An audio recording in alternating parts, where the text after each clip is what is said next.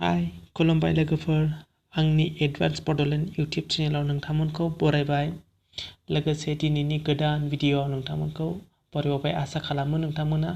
भिडिअ'खौ जोबजासे नायगोन जुदि नोंथांमोना आंनि इउटिउब चेनेलाव गोदानबा अन्नानै आंनि चेनेलखौ एडभान्स बड'लेण्ड इउटिउब चेनेलखौ साबस्क्राइब खालामनो थाखाय नैबे साबस्क्राइब बटन गोजायाव क्लिक खालाम बेजों लोगोसे खाथियाव फैनाय बेल आइकन नैबाव क्लिक खालामनानै अलाव होनानै ला जाहाथे आं गोदान भिडिअ आपल'ड खालामबा नोंथांमोननिसिम थाङो एबा नोंथांमोना बे नायनो हायो नोंथांमोना भिडिअखौ नायनानै भिडिअनि टाइटेलखौ नायनानै मिथिखाबाय जानो हागौ आं दिनै मानि थाखाय बुंनो नागिरदों एबा मानि थाखाय भिडिअ आपल'ड खालामदों जाय फंबाय बिनानावमोनहा दासान्दि क्लास 10 आव फरायगासिनो दं बिसोर फंबाय बिनानावमोननि थाखाय गोजोनथाव खौरां जाय फंबाय बिनानावमोनहा दासान्दि क्लास 10 आव फरायगासिनो बिनि थाखाय scholarship M.P Birla Utthan scholarship 2019 जाय क्लास 10 आव फरायदों बिसोरनि थाखाय सासेयाव 10,000 रां हिसाबै सरकारा होगोन बे स्कलारशिपखौ बोरै एप्लाइ खालामनांगौ बेनि सोमोन्दै आं दिनै नोंसिनो खिन्थागोन जेनेबा बे स्कलारशिपखौ एप्लाइ खालामनो थाखाय मा डकुमेन्ट्स नांगौ आरो माबोरै खालामो बेनि सोमोन्दै मोनथिनो थाखाय नोंथांमोनहा जागायनायनिफ्राय जोबजासे नायनो थाखाय खावलायनाय थाबाय जुदि नोंथांमोना भिडिअखौ मोजां मोनदोंबा अन्नानै भिडिअखौ लाइक खालाम जुदि नोंथांमोना माबाफोर बुजियाखैबा कमेन्ट सेक्सनाव कमेन्ट खालामनानै सोंनो हागोन आं बिनि रिप्लाइखौ नोंथांमोननो खोन्थाहरगोन नोंसोर बुजियैखौ हागौमानिखौ हेल्प खालामगोन थ' जों दानिया बे स्कलारशिपखौ माबोरै मोनगोन आरो मा नांगौ बेनि सोमोन्दै खिन्थादों आं खोन्थानि आरो बे स्कलारशिपनि लिंकखौ आं भिडिअनि डिसक्रिपसन लिंकआव होगोन नोंथांमोना बेनिफ्राय थांनानै एप्लाइ खालामहैनो हागोन थ' जों दानिया भिडिअखौ जागायदिनि बे स्कलारशिपनि मुङा जाहैबाय M.P Birla Utthan scholarship four class 10 students class 10 आव फरायनाय स्टुडेन्टफोरनि थाखायल' बे स्कलारशिपआ बेखौ एप्लाइ खालामनो थाखाय मा नांगौ दानिया बेयाव क्लिक खालामनानै नायनोसै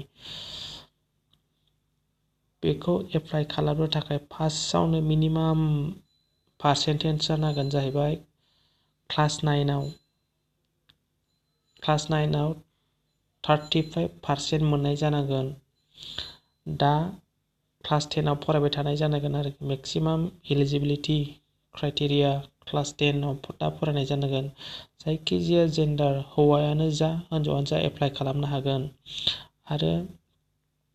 जायनि न'खरा जेन'बा फेमिलि इनकामा 50 लाखनि गाहायाव एबा 50 लाखसिम 50 लाखथ' नङा 5 लाखसिम बिसोरनो एप्लाइ खालामनो हागोन फाइनान्सियेल इयार 2019 and 20 स्टार्टिं डेटआ जाहैबाय 1 तारिख 11 मार्च 2019 भेलिडिटि माने भेलिड आप टु माने लास्ट डेट अफ एप्लाइ आरोखि ना 6 तारिख 12 मार्च 2019 स्कलारशिप एमाउन्ट स्कलारशिप बेसेबां मोनगोन 10,000 सासेयाव 10,000 होगोन जाय सेलेक्ट जायो बेखौ सोर एप्लाइ खालामनो हागोन बे स्टुडेन्टआ दा क्लास 10 आव फरायनाय जानांगोन आरो बे जाय स्टुडेन्टआ बानायगोन बिनियाव बेंक एकाउन्ट थाथारनांगोन निजा नङाबा बिमा बिफाजों जइन्ट एकाउन्ट खालामनाय दंबाबो जागोन बेयाव 3 नाम्बाराव होनाय दं जायखिजाया कास्ट अपेन टु दा अल स्टुडेन्ट बेयाव ST OBC जेनेरेल केटेगरिनि जेबो खोथा गैया जायखिजाया कास्टआनो एप्लाइ खालामनो हागोन दानिया 6 नाम्बाराव दं जाहैबाय जाय सेलेक्ट जागोन बिसोरनो 10,000 एवार्ड होनाय जागोन आरो मा बेखौ एप्लाइ खालामनो थाखाय मा नांगौ दानिया 1 नम्बराव एप्लिकेन्ट फट' पासपर्ट नांगोन जाय गथ'आ एप्लाइ खालामगोन बेनि पासपर्ट नांगोन नैथियाव जाहैबाय प्रुफ अफ आइडेन्टिटि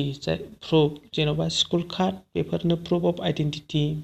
बेफोरखौ होबानो जाबाय थामथियाव जाहैबाय प्रुफ अफ एड्रेस बिदिनो कास्ट सार्टिफिकेटफोर प्रुफ अफ इनकाम सार्टिफिकेट होनांगोन इनकाम सार्टिफिकेटआ